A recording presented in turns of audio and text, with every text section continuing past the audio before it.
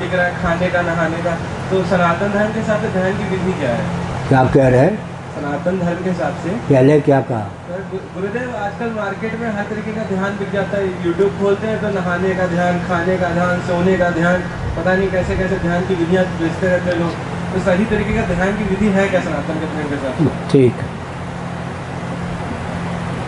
ध्यान का नंबर कब आता है ये तो पहले बताओ।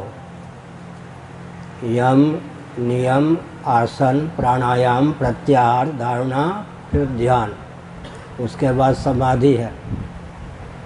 रामदेव बाबा जी सुन रहे होंगे। आजकल प्राणायाम से ही योग प्रारंभ होता है।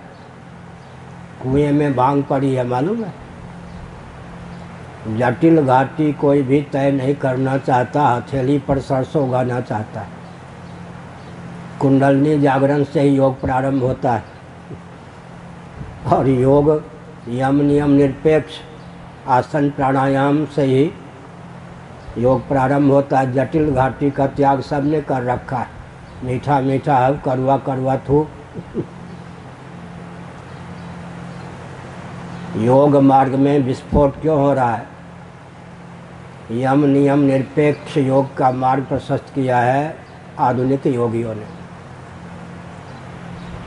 वेदांत के नाम पर पतन क्यों हो रहा है? साधन चतुष्टय निरपेक्ष वेदांत का उपदेश दिया है प्राय आधुनिक वेदांतियों ने।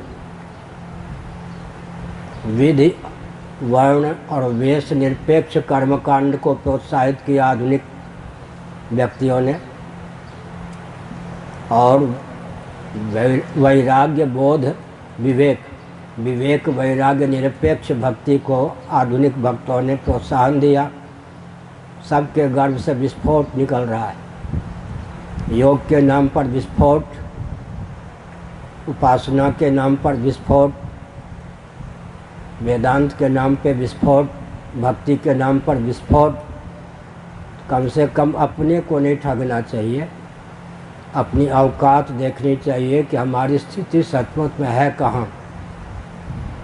स्वयं पता न चले तो किसी पारखी महापुरुष के संपर्क में आकर अपनी अधिकार संपदा का अंकन करके उससे आगे बढ़ने का प्रयास करना चाहिए।